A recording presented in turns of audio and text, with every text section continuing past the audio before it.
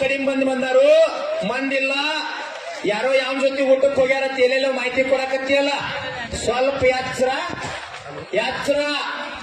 ಒಂದ್ ವೇಳೆ ನಾ ಕರೆಕ್ಟ್ ಕೊಟ್ಟಂದ್ರೆ ನಿನ್ ಬುಡ ಬೆದರಿ ಹೋಗ್ತೈತೆ.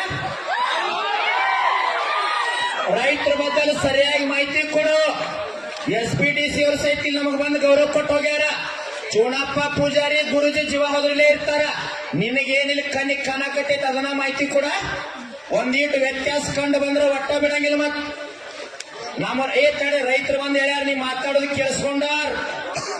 ಇಡೀ ರಾಜ್ಯ ನೋಡಾಕತ್ತೇ, ಸಿದ್ದರಾಮಯ್ಯನವ್ರು ನೋಡಾಕತ್ತಾರ. ಇವತ್ತು ವಿಷ ಕೊಡದ ಘಟನಾ ನರೇಂದ್ರ ಮೋದಿ ಅವ್ರಿಗೆ ಹೋಗಿ ಜಗದೀಶ್ ಶೆಟ್ಟರ್ ಮುಖಾಂತರ ನಾವೆಲ್ಲರಿಗೆ ಗೌರವ ಕೊಟ್ಟು ಶಾಂತ ರೀತಿ ಹೋರಾಟ ಮಾಡಾಕತ್ತೀವಿ. ಒಮ್ಮೆ ನಾವು ಗೌರವ ಕೊಡೋ ದುರುಪಯೋಗ ಮಾಡ್ಕೊಂಡೆ ಅಂದ್ರ ಬ್ಯಾರೇನ ಆಕೈತ. ಎಚ್ಚರ ಕೊಡ್ತೀನಿ ಈ ಮೂಲಕ, ತಿದ್ದುಕೋ ರಾತ್ರಿ, ನಾಳೆ ಎಚ್ಚರಲೇ ಇರ್ ನಮ್ ಜೊತೆ.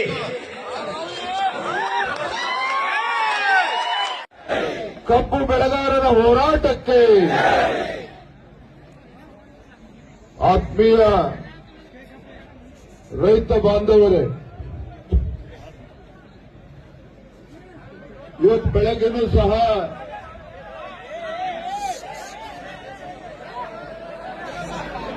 ಮಾಧ್ಯಮದ ಸ್ನೇಹಿತರು ಇವತ್ತು ಎಷ್ಟು ಒಳ್ಳೆ ಕೆಲಸ ಮಾಡಿದ್ದಾರೆ ಅಂತ ಹೇಳಿದ್ರೆ, ಇಡೀ ಬೆಳಗ್ಗೆಯಿಂದ ಈ ಹೋರಾಟವನ್ನ ಇಡೀ ರಾಜ್ಯದ ಜನತೆಗೆ ತೋರಿಸ್ತಕ್ಕಂಥ ಒಂದು ಪುಣ್ಯದ ಕೆಲಸ ಅವರು ಮಾಡಿದ್ದಾರೆ. ಇಡೀ ರಾಜ್ಯಕ್ಕೆ ಎಲ್ಲಾ ಸುದ್ದಿವಾಹಿನಿಗಳು ಕೂಡ ನಮ್ಮ ಕಬ್ಬು ಬೆಳೆಗಾರರ ಹೋರಾಟ, ನಿಮ್ಮ ಸಮಸ್ಯೆ ಇದೆಲ್ಲದನ್ನು ಕೂಡ ರಾಜ್ಯ ಸರ್ಕಾರಕ್ಕೂ ಕೂಡ ಮುಟ್ಟಿಸುವಂತ ಕೆಲಸ ಮಾಡಿದ್ದಾರೆ. ರಾಜ್ಯದ ಜನತೆಗೂ ಕೂಡ ಮುಟ್ಟಿಸುವಂತ ಕೆಲಸ ಮಾಡಿದ್ದಾರೆ. ಅಷ್ಟೇ ಅಲ್ಲ, ಇಡೀ ರಾಜ್ಯದಲ್ಲಿ ಇವತ್ತು ರೈತರು ಬೀದಿಗಿಳಿದು ಹೋರಾಟ ಮಾಡತಕ್ಕಂಥ ಪರಿಸ್ಥಿತಿಯನ್ನು ಕೂಡ ನಮ್ಮ ಪತ್ರಿಕಾ ಮತ್ತು ಮಾಧ್ಯಮದ ಸ್ನೇಹಿತರು ಮಾಡಿದ್ದಾರೆ. ಅವರಿಗೆ ತಮ್ಮೆಲ್ಲರ ಪರವಾಗಿ ಅವರಿಗೆ ನಾನು ಅಭಿನಂದನೆಯನ್ನ ಕೂಡ ನಾನು ಸಲ್ಲಿಸ್ತಾ ಇದ್ದೇನೆ. ಆತ್ಮೀಯ ಬಂಧುಗಳೇ,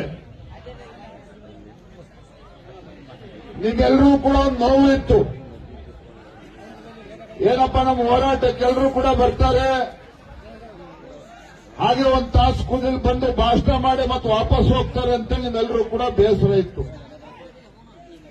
ನಾನು ಕೂಡ ಇವತ್ತು ಬೆಳಗ್ಗೆ ಬಂದಾಗ ಒಂದೆರಡು ತಾಸಿದ್ದು ಇಲ್ಲಿ ರೈತರ ಕಬ್ಬು ಬೆಳೆಗಾರರ ಸಮಸ್ಯೆನ ಅರ್ಥ ಮಾಡಿಕೊಂಡು ಒಂದೆರಡು ತಾಸಿದ್ದು ಇಲ್ಲಿ ಹೊರಡಬೇಕು ಅಂತ ನಾನು ಕೂಡ ಆಲೋಚನೆ ಮಾಡ್ಕೊಂಡು ಬಂದಿದ್ದೆ. ಸಂಜೆ ಕೊಲ್ಲಾಪುರದಿಂದ ಫ್ಲೈಟ್ ಬುಕ್ ಮಾಡಿಸಿದ್ದೆ. ನಮ್ಮ ರೈತ ನಾಯಕ ಇರ್ತಕ್ಕಂಥ ಪೂಜಾರವರು ಕೂಡ ಮಾತನಾಡ್ತಾ, ವಿಜಯಣ್ಣ ಅವರು 4 ತಾಸು ಇಲ್ಲಿರಬೇಕು ಅಂತೇಳಿ ಅವರ ಅಪೇಕ್ಷೆನ ವ್ಯಕ್ತಪಡಿಸಿದ್ರು. ಆದ್ರೆ ಇಂಥ ಉರಿ ಬಿಸಿಲಿನಲ್ಲಿ ಊಟ ಯಾವುದನ್ನು ಕೂಡ ಲೆಕ್ಕಿಸದೆ ನಮ್ಮ ಕಬ್ಬು ಬೆಳೆಗಾರರು ಇಂಥ ಬಿಸಿಲಿನಲ್ಲಿ ಕೂತಿದ್ದಾರೆ ಅಂತ ಹೇಳಿದಾಗ ನನಗೆ ಒಂದು ಉರ್ಲಾಪುರ ಇಲ್ಲಿ ಜಾಗ ಬಿಟ್ಟು ಹೋಗಬೇಕು ಅಂತ ನನಗೂ ಕೂಡ ಮನಸ್ಸು ಬರಲಿಲ್ಲ. ಹಾಗಾಗಿ ನಾನು ಕೂಡ ತೀರ್ಮಾನ ಮಾಡಿದ್ದೇನೆ, ನೀವೆಲ್ಲರೂ ಕೂಡ ಸಾಥ್ ಕೊಡ್ತೀರಿ ಅಂತ ಹೇಳಿದ್ರೆ, ಇವತ್ತು ರಾತ್ರಿ ನೀವೆಲ್ಲರೂ ಕೂಡ ಇಲ್ಲೇ ಮಲ್ಕೊಳ್ತೀರಿ ಅಂತ ಹೇಳಿದ್ರೆ ನಾನು ನಿಮ್ ಜೊತೆ ರೈತ ನೀವೆಲ್ಲರೂ ಇರ್ತೀರಿ. ಇವತ್ತು ಯಾರ್ಯಾರು ಇವತ್ತು ಇಲ್ಲೇ ಮಲ್ಕೊಳ್ತೀರಿ ದಯವಿಟ್ಟು ಕೈ ಎತ್ತಿ ನೀವು. ಬಲೋ ಭಾರತ್ ಮಾತಾ ಕಿ. ಇವತ್ತು ಬೆಳಗ್ಗೆ ಹೋರಾಟಕ್ಕೆ ಬಂದು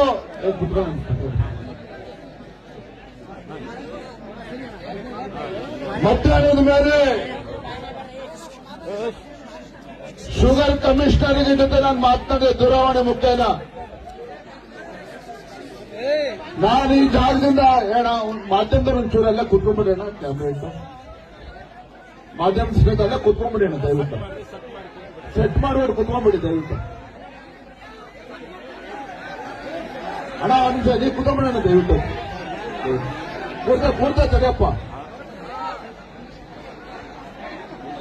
ನಾನು ಕೂಡ ಮಧ್ಯಾಹ್ನ ಇಲ್ಲೇ ರಾಗಿ ಅಂಬಳಿ ಕುಡಿದು ಕಟಕ್ಲು ರೊಟ್ಟಿ ತಿನ್ಕೊಂಡು ನಾನು ಈ ಜಾಗದಿಂದ ಮಧ್ಯಾಹ್ನ ಬೇರೆ ಕಡೆ ಹೊರಟೆ. ದಾರಿ ಉದ್ದಕ್ಕೂ ಸಹ ಜಿಲ್ಲಾಧಿಕಾರಿಗಳ ಜೊತೆ ಸುಮಾರು ಅರ್ಧ ಮುಕ್ಕಾಲು ಗಂಟೆ ಅವ್ರ ಜೊತೆನೂ ಕೂಡ ಚರ್ಚೆ ಮಾಡಿದ್ದೇನೆ. ಬೆಳಗಾವಿ ಜಿಲ್ಲಾಧಿಕಾರಿಗಳ ಜೊತೆ ಜಿಲ್ಲಾಧಿಕಾರಿಗಳಿಗೆ ಎಚ್ಚರಿಕೆಯನ್ನ ನೀಡುವಂತ ಕೆಲಸ ಮಾಡಿದ್ದೇನೆ. ಇವತ್ತು ರೈತರನ್ನ ಬಹಳ ಹಗುರವಾಗಿ ತೆಗೆದುಕೊಂಡಿದ್ದಾರೆ ರಾಜ್ಯ ಸರ್ಕಾರ. ಯಾವುದೇ ಕಾರಣಕ್ಕೂ ಈ ನಾಡಿಗೆ 2 ತುತ್ತು ಅನ್ನವನ್ನ ಕೊಡ್ತಕ್ಕಂಥ ರೈತ ಕಬ್ಬು ಬೆಳೆಗಾರರನ್ನ ಬಹಳ ಹಗುರವಾಗಿ ತೆಗೆದುಕೊಳ್ಳಬೇಡಿ. ರೈತರನ್ನ ಹಗುರವಾಗಿ ತೆಗೆದುಕೊಳ್ಳಬೇಡಿ. ರೈತರನ್ನ ಎದುರಾಕೊಂಡ್ರೆ ಸರ್ಕಾರಕ್ಕೆ ಉಳಿಗಾಲ ಇಲ್ಲ. ಹಾಗಾಗಿ ನಿಮ್ಮ ಮುಖ್ಯಮಂತ್ರಿಗಳಿಗೆ ಮಾತನಾಡಿ, ಸಂಬಂಧಪಟ್ಟಂತ ಸಚಿವರಿಗೆ ಮಾತಾಡಿ, ಉಸ್ತುವಾರಿ ಸಚಿವರಿಗೆ ಮಾತನಾಡಿ. ಇವತ್ತು ಗುಲ್ಲಾಪುರದ ಹೊತ್ತೇನು ರೈತರು ಇವತ್ತು ಕಬ್ಬು ಬೆಳೆಗಾರರು ಪ್ರತಿಭಟನೆ ಮಾಡ್ತಾ ಇದ್ದಾರೆ. ಈ ಪ್ರತಿಭಟನೆ ಕಿಚ್ಚು ಹೇಗೆ ದಿನೇ ಹತ್ತಾ ಇದೆ ಅಂತ ಹೇಳಿದ್ರೆ, ಇವತ್ತು ಗೋಕಾಕಲ್ಲಿ ಹೋರಾಟ ಪ್ರಾರಂಭ ಆಗಿದೆ. ಇವತ್ತು ಬೈಲಹೊಂಗಲದಲ್ಲಿ ಹೋರಾಟ ಪ್ರಾರಂಭ ಆಗಿದೆ. ಚಿಕ್ಕೋಡಿನಲ್ಲಿ ಹೋರಾಟ ಪ್ರಾರಂಭ ಆಗಿದೆ. ಹುಕ್ಕೇರಿನಲ್ಲಿ ಅಥಣಿನಲ್ಲೂ ಕೂಡ ಕಬ್ಬು ಬೆಳೆಗಾರರು ಬೀದಿಗಿಳಿದು ಹೋರಾಟವನ್ನು ಈಗಾಗಲೇ ಪ್ರಾರಂಭ ಮಾಡಿದ್ದಾರೆ. ಇನ್ನೂ ಕೂಡ ರಾಜ್ಯ ಸರ್ಕಾರ ಕಬ್ಬು ಬೆಳೆಗಾರರ ಬಗ್ಗೆ ನಿರ್ಲಕ್ಷ್ಯವನ್ನ ತೋರಿದ್ರೆ ಆ ಭಗವಂತ ಬಂದರೂ ಕೂಡ ನಿಮ್ಮ ಸರ್ಕಾರವನ್ನ ರಕ್ಷಣೆ ಮಾಡೋದಕ್ಕೆ ಸಾಧ್ಯ ಇಲ್ಲ. ಆ ಭಗವಂತ ಬಂದರೂ ಕೂಡ ಸರ್ಕಾರವನ್ನು ರಕ್ಷಣೆ ಮಾಡೋದಕ್ಕೆ ಸಾಧ್ಯ ಇಲ್ಲ. ಹಾಗಾಗಿ ನಾನಿಲ್ಲಿರ್ತಕ್ಕಂಥ ನಮ್ಮ ಬೆಳಗಾವಿ, ಬಾಗಲಕೋಟೆ, ಬಿಜಾಪುರ ಜಿಲ್ಲೆಯ ಕಬ್ಬು ಬೆಳೆಗಾರರ ಪರವಾಗಿ ಈ ರಾಜ್ಯದ ಗೌರವಾನ್ವಿತ ಮುಖ್ಯಮಂತ್ರಿಗಳಿಗೆ ಕೈ ಜೋಡಿಸಲು ವಿನಂತಿ ಮಾಡ್ತಾ ಇದ್ದೇನೆ. ಕಬ್ಬು ಬೆಳೆಗಾರರ ನಿರ್ಲಕ್ಷ್ಯವನ್ನ ಮಾಡಬೇಡಿ. ಇವತ್ತೇನು ಸಮಾಧಾನದಿಂದ ನಮ್ಮ ಕಬ್ಬು ಬೆಳೆಗಾರರು ಹೋರಾಟ ಮಾಡ್ತಾ ಇದ್ದಾರೆ. ಹೋರಾಟದ ಕಿಚ್ಚು ಇವತ್ತಾಗಲೇ ಬೇರೆ ತಾಲೂಕಿನಲ್ಲಿ ಕಿಚ್ಚು ಉಜ್ವಲ ಜ್ವಾಲೆಯಾಗಿ ಹರಡ್ತಾ ಇದೆ. ಇನ್ನೂ ಕೂಡ ನೀವು ಹಾಗೆ ಕಣ್ಮುಚ್ಕೊಂಡು ಬೆಂಗಳೂರಿಗೆಲ್ಲೇ ಕೂತಿದ್ರೆ ಇವತ್ತು ಈ ಜ್ವಾಲೆ ಏನಿದೆ, ಇವತ್ತು ಬೆಂಗಳೂರು ವಿಧಾನಸೌಧನೂ ಕೂಡ ಸುಡ್ತಕ್ಕಂಥ ಶಕ್ತಿ ಜ್ವಾಲೆಗಿದೆ.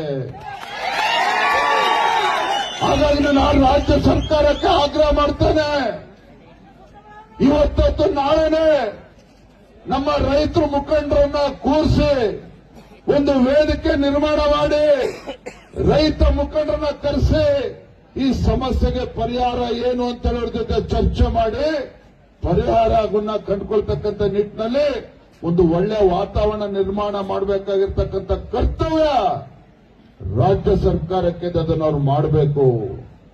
ನಾನು ಮಧ್ಯಾಹ್ನ ಕೂಡ ಹೇಳಿದೆ, ಇವತ್ತು ಕಬ್ಬು ಬೆಳೆಗಾರರ ಹೋರಾಟ ನಿನ್ನೆ ಮೊನ್ನೆದಲ್ಲ, ಹಲವಾರು ವರ್ಷಗಳಿಂದ ಬೇರೆ ಸಂದರ್ಭದಲ್ಲಿ ಹೋರಾಟಗಳು ಆಗಿರ್ತಕ್ಕಂಥದ್ದು. ವಿಠ್ಠಲ್ ಅರ್ಬಾವಿ ಅವರು ಒಬ್ಬ ಕಬ್ಬು ಬೆಳೆಗಾರ ಆತ್ಮಹತ್ಯೆ ಮಾಡಿಕೊಂಡ್ರು, ಪ್ರಾಣ ಕಳ್ಕೊಂಡ್ರು. ಅವತ್ತು ಕೂಡ ಇದೇ ಸಿದ್ದರಾಮಯ್ಯ ರಾಜ್ಯದ ಮುಖ್ಯಮಂತ್ರಿ ಈರಣ್ಣ ಕಡಾಡಿ ಅವರು ಹೇಳಿದ್ರು. ನಾವು ಪ್ರಾಮಾಣಿಕ ಒಂದು ಮಾತನ್ನು ಹೇಳ್ತೇನೆ, ನಾನಿವತ್ತು ನಿನ್ನೆ ರಾತ್ರಿ ಎಲ್ಲಿ ಇವತ್ತು ಪಾಪ ಅವನು ರೈತ ವಿಷ ತೆಗೆದುಕೊಂಡಿದ್ದಾನೆ ಇಲ್ಲಿ ಅಂತೇಳಿ ಗೊತ್ತಾದ ತಕ್ಷಣ ನನ್ನ ಮನಸ್ಸು ಕೂಡ ತಡಿಲಿಲ್ಲ. ಬೆಳಗ್ಗೆ ಎದ್ದು ನಮ್ಮೆಲ್ಲ ಮುಖಂಡರೊಂದಿಗೆ ಬೆಳಗ್ಗೆ 4 ಗಂಟೆಗೆ ಇಲ್ಲಿ ಹೊರಟು ಬಂದಿದ್ದೇನೆ. ನಾನು 1-2 ತಾಸಿದ್ದು ಹೋಗ್ಬೇಕು ಅಂತ ಬಂದಾಗ ನಿಜವಾಗ್ಲೂ ಕೂಡ ನಮ್ಮ ಮುಗ್ಧ ರೈತರು ಯಾವ ಸಂಕಷ್ಟದಲ್ಲಿದ್ದಾರೆ ನಿಮ್ಮ ನೋಡಿದಂತ ಸಂದರ್ಭದಲ್ಲಿ ನನ್ನ ಮನಸ್ಸು ಕೂಡ ಕರಗೋಯಿತು. ಹಾಗಾಗಿ ಇವತ್ತು ನಾನು ಹೇಳ್ತೇನೆ, ರಾಜ್ಯದ ಮುಖ್ಯಮಂತ್ರಿಗಳಿರಲಿ, ಉಸ್ತುವಾರಿ ಸಚಿವರಿರಲಿ, ಸಕ್ಕರೆ ಸಚಿವರಿರಲಿ, ಆ ಸಚಿವರ ಜೊತೆನೂ ಕೂಡ ನಾನು ಮಾತನಾಡಿದ್ದೇನೆ. ಸಚಿವರ ಜೊತೆಲೂ ಕೂಡ ಮಾತನಾಡಿದ್ದೇನೆ. ನಿಮ್ಮ ಸರ್ಕಾರದ ಕರ್ತವ್ಯ ಇದೆ, ನಾಳೆನೇ ಒಂದು ಒಳ್ಳೆಯ ವಾತಾವರಣದಲ್ಲಿ ರೈತ ಮುಖಂಡರನ್ನ ಕರೆಸಿ ಅಧಿಕಾರಿಗಳನ್ನು ಕೂರಿಸಿಕೊಂಡು ಇವತ್ತು ಎಲ್ಲರೂ ಚರ್ಚೆ ಮಾಡಿ ಸಮಸ್ಯೆಗೆ ಪರಿಹಾರ ಕಂಡುಕೊಳ್ಳಿ. ಇಲ್ಲ, ಖಂಡಿತ ಭಗವಂತನು ಕೂಡ ಒಳ್ಳೇದು ಮಾಡೋದಕ್ಕೆ ಸಾಧ್ಯ ಇಲ್ಲ. ಈ ನಾಡಿಗೆ 2 ತುತ್ತು ಅನ್ನವನ್ನ ಕೊಡ್ತಕ್ಕಂಥ ರೈತನಿಗೆ ಒಳ್ಳೇದು ಮಾಡೋದಕ್ಕೆ ಸಾಧ್ಯ ಆಗಲಿಲ್ಲ ಅಂತ ಹೇಳಿದ್ರೆ ಈ ಸರ್ಕಾರ ಬದುಕಿದ್ದು ಕೂಡ ಸತ್ತಂತೆ. ಈ ಸರ್ಕಾರ ಬದುಕಿದ್ದು ಕೂಡ ಸತ್ತಂತೆ. ನಾನು ಈ ವೇದಿಕೆ ಮೂಲಕ ರಾಜಕಾರಣ ಮಾಡೋದಕ್ಕೆ ಪ್ರಯತ್ನ ಮಾಡ್ತಾ ಇಲ್ಲ. ಆದರೆ ರೈತರು ಇವತ್ತು ಕಂಗಾಲಾಗಿದ್ದಾರೆ. ರೈತರು ಇವತ್ತು ಕೇಳ್ತಾ ಇರ್ತಕ್ಕಂಥದ್ದು ಭಿಕ್ಷೆ ಅಲ್ಲ. ರೈತರು ಕೇಳ್ತಾ ಇರ್ತಕ್ಕಂಥದ್ದು, ಕಬ್ಬು ಬೆಳೆಗಾರರು ಕೇಳ್ತಕ್ಕಂಥದ್ದು ಭಿಕ್ಷೆ ಅಲ್ಲ, ನ್ಯಾಯಸಮ್ಮತವಾಗಿರ್ತಕ್ಕಂಥ ಬೇಡಿಕೆಯನ್ನ ಇವತ್ತು ಕಬ್ಬು ಬೆಳೆಗಾರರು ಇವತ್ತು ಕೇಳ್ತಾ ಇರ್ತಕ್ಕಂಥದ್ದು. ಹಾಗಾಗಿ ಇವತ್ತು ರಾಜ್ಯದ ಮುಖ್ಯಮಂತ್ರಿಗಳಿಗೆ ಜವಾಬ್ದಾರಿ ಇದ್ದಿದ್ದೇ ಆದ್ರೆ, ಈ ರಾಜ್ಯ ಸರ್ಕಾರಕ್ಕೆ ಕಿಂಚಿತ್ತಾದ್ರೂ ಮನುಷ್ಯತ್ವ ಅನ್ನೋದಿದ್ದಾದ್ರೆ ತತ್ಕ್ಷಣ ಇವತ್ತು ಅಥವಾ ನಾಳೆನೆ ಸಭೆ ಕರೆದು ರೈತ ಮುಖಂಡರನ್ನ ಸೇರಿಸಿ ರೈತರ ಸಂಕಷ್ಟಕ್ಕೆ ಪರಿಹಾರವನ್ನು ಸೂಚಿಸತಕ್ಕಂಥ ಕೆಲಸ ಮಾಡಿ, ಪರಿಹಾರವನ್ನು ಕೊಡ್ತಕ್ಕಂಥ ಕೆಲಸ ಮಾಡಿ. ಹಾಗಾಗಿ ನಾನು ಇವತ್ತೇನು ನಿಮ್ ಜೊತೆಲೆ ನಾನು ಕೂಡ ಅಹೋರಾತ್ರಿ ಧರಣಿ ಇವತ್ತೇನು ಕರೆ ಕೊಟ್ಟಿದ್ದೇನೆ, ನಾನು ಕೂಡ ನಿಮ್ ಜೊತೆಲೆ ಇರ್ತೇನೆ. ದಯವಿಟ್ಟು ಯಾರು ಕೂಡ ಹೋಗಬಾರ್ದು. ಇಲ್ಲೇ ಪಾಪ ಊಟದ ವ್ಯವಸ್ಥೆ ನೀವೇ ಪಾಪ ಜಾಬಿಂದ 10,000 ರೂಪಾಯಿ ಖರ್ಚು ಮಾಡಿಕೊಂಡು ಇಲ್ಲೇ ಊಟದ ವ್ಯವಸ್ಥೆ ಮಾಡಿಕೊಂಡು ರೊಟ್ಟಿ ಮುದ್ದೆ ಕಟ್ಕೊಂಡು ನೀವು ಸತ್ಯಾಗ್ರಹ ಹೋರಾಟವನ್ನು ಮಾಡ್ತಾ ಇದ್ದೀರಿ, ಹೋರಾಟವನ್ನ ಪ್ರತಿಭಟನೆ ಮಾಡ್ತಾ ಇದ್ದೀರಿ. ಖಂಡಿತ ನಿಮ್ಮ ಹೋರಾಟಕ್ಕೆ ಜಯ ಸಿಕ್ಕೇ ಸಿಗ್ತದೆ. ದಯವಿಟ್ಟು ಸಮಾಧಾನ ರೀತಿಯಲ್ಲಿ ನಮ್ಮ ಹೋರಾಟವನ್ನ ಮುಂದುವರಿಸೋಣ. ಇವತ್ತು ರಾತ್ರಿನೂ ಕೂಡ ಅಲ್ಲಿ ಎಲ್ಲರೂ ಕೂಡ ತಾವೆಲ್ಲರೂ ಕೂಡ ಇರಬೇಕು ಅನ್ನೋ ಮಾತನ್ನ ಈ ಸಂದರ್ಭದಲ್ಲಿ ಹೇಳ್ತಾ, ಈರಣ್ಣ ಕಡಾಡಿ ಅವರು ಹೇಳಿದಾಗ ಪಾಪ ತಂದೆಯವರು ಫೋನ್ ಮಾಡಿದ್ರು. ನಾನಿವತ್ತು ಬೆಳಗಾವಿಗೆ ಇವತ್ತು ಹೋರಾಟಕ್ಕೆ ಬರ್ತೇನೆ ಅಂತ ಕೂಡ ಅವ್ರಿಗೆ ಮಾಹಿತಿ ಇರಲಿಲ್ಲ. ಬೆಳಗ್ಗೆ ಬಂದ್ಮೇಲೆ ಹೇಳಿದೆ. ಈಗಲೂ ಕೂಡ ಮಾತನಾಡ್ತಾ ಹೇಳ್ಬೇಕಾದ್ರೆ ಇಲ್ಲ ಇಲ್ಲೇ ಉಳಿತಾ ಇದ್ದೀನಿ ಅಣ್ಣ, ನಾನು ಹುಡ್ದಪ್ಪ ಯಾವುದನ್ನು ಕೂಡ ಆಚರಣೆ ಮಾಡ್ತಾ ಇಲ್ಲ. ಈಗಾಗಲೇ ರೈತರ ಜೊತೆ ನಾಳೆ ದಿನ ನಾನು ಹುಡ್ದಪ್ಪವನ್ನ ನಮ್ಮ ರೈತರ ಜೊತೆ ಕಬ್ಬು ಬೆಳೆಗಾರರ ಜೊತೆಗೆ ನಾನು ಕೂಡ ಆಚರಣೆ ಮಾಡ್ತೇನೆ ಅಂತ ಸಂಕಲ್ಪ ಮಾಡಿದ್ದೇನೆ. ಹಾಗಾಗಿ ಯಾರು ಕೂಡ ನೀವು ತಲೆ ಕೆಡಿಸ್ಕೋಬೇಡಿ, ಸಮಾಧಾನದಿರಿ. ಈ ಹೋರಾಟದ ಕಿಚ್ಚು ಕೂಡ ಆರಬಾರದು. ಆ ನಿಟ್ಟಿನ ನಮ್ಮ ಹೋರಾಟನ ತಾವು ಮುಂದುವರಿಸಿ ನನಗೆ ವಿಶ್ವಾಸ ಇದೆ. ಇವತ್ತು ಅಥವಾ ನಾಳೆ ಒಳಗೆ ಇವತ್ತು ಸರ್ಕಾರದವರು ಒಂದು ವೇದಿಕೆಯನ್ನು ನಿರ್ಮಾಣ ಮಾಡ್ತಾರೆ, ನಮ್ಮೆಲ್ಲ ರೈತ ಮುಖಂಡನ ಕರೆಸಿ ಗೌರವವಾಗಿ ಚರ್ಚೆಗೆ ಅವಕಾಶ ಮಾಡಿಕೊಡ್ತಾರೆ. ಅಲ್ಲಿವರೆಗೂ ನಾವು ಮುಂದುವರಿಸೋಣ ಹೋರಾಟವನ್ನು ಅನ್ನೋ ಮಾತನ್ನ ಹೇಳ್ತಾ ತುಂಬಾ ಸಂತೋಷ ಆಗಿದೆ.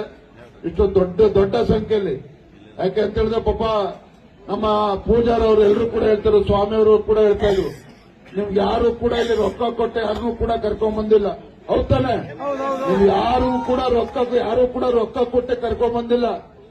ನೀವೇ ನಿಮ್ಮ ಮೋಟರ್ ಬೇಕು, ಗಾಡಿ ಎಲ್ಲವನ್ನು ತೆಗೆದುಕೊಂಡು ನೀವೇ ಸ್ವತಃ ನೀವು ಆಸಕ್ತಿನ ವಹಿಸಿಕೊಂಡು ಇವತ್ತು ರೈತರ ಸಂಕಟಕ್ಕೆ ಸ್ಪಂದನೆ ಮಾಡಬೇಕು ಅಂತ ಎಲ್ಲರೂ ಕೂಡ ತಾವು ಬಂದಿದ್ದೀರಿ.